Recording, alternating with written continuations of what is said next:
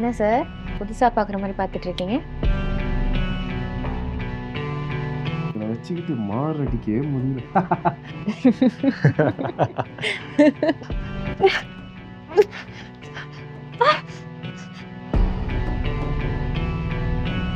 ஒரு பெரிய பிரச்சனைல மாட்டிக்கிட்டேன்.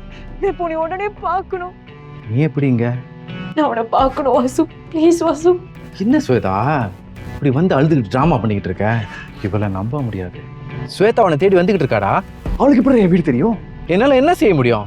மனசு கேட்கல தான் கொடுத்துட்டேன். அவன் எதுக்குடா கொடுத்த அட்ரஸ்? ஸ்வேதா தெரியும்.